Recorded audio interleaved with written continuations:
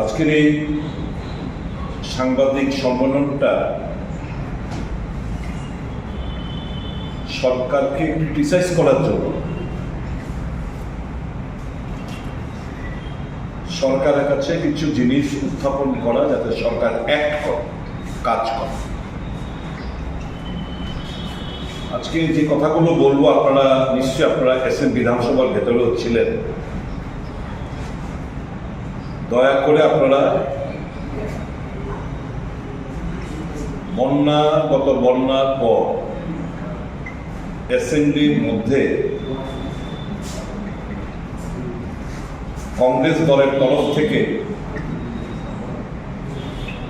রাজ্যবাসীর স্বার্থে গঠনমূলক বেশ কিছু প্রস্তাব দেওয়া হয়েছে, কিন্তু দুর্ভাগ্য আমাদের সরকার এগুলোর উপর কোনো ধরনের কাজ করতে আমরা পাচ্ছি না।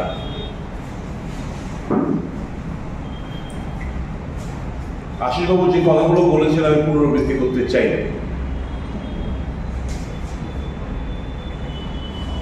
সারা রাজ্যে একই অবস্থা,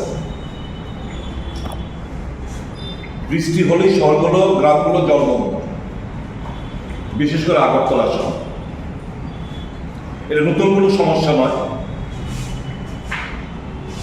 বামফ্রন্টের জমানায় শুধু একটা কথা শুনতাম, আগরতলা শহরটা একটা কড়াইয়ের মতো, জলটা বেরোবে করতে।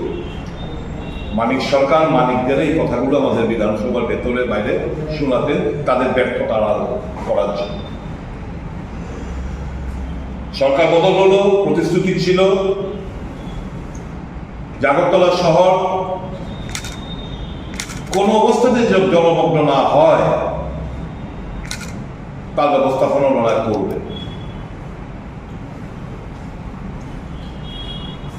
এই বিজেপি সরকারের যিনি প্রথম মুখ্যমন্ত্রী ছিলেন উনি বললেন আগরতলা শহরকে আমরা ভাসতে দেবো, হাওড়া উপর আমরা বাঁধ নির্মাণ করব। আমি শুধু আপনাদের মনে করে দিচ্ছি,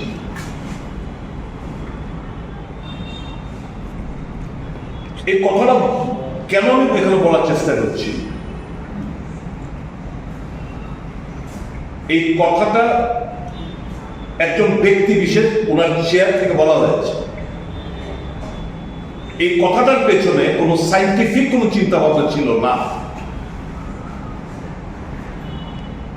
কোন টেকনোক্রেটস এক্সপার্ট যদি বলতো, ওনাকে অ্যাডভাইস করতেন, তারপরে উনি কথাটা বলতেন, আমাদের কোনো বলার ছিল না।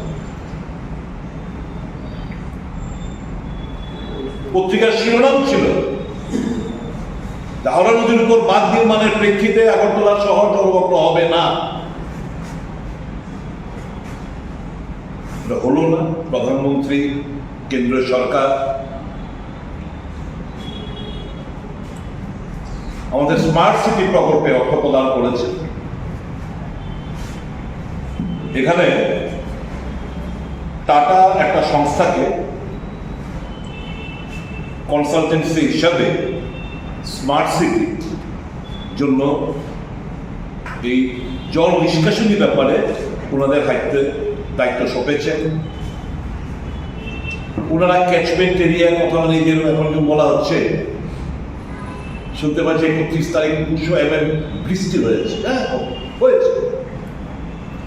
That is the catchment area.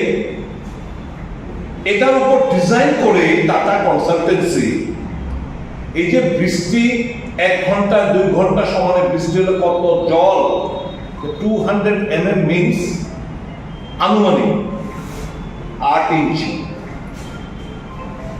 ধরুন 8 ইঞ্চি। তাহলে এই 8 ইঞ্চি জল জমার কথা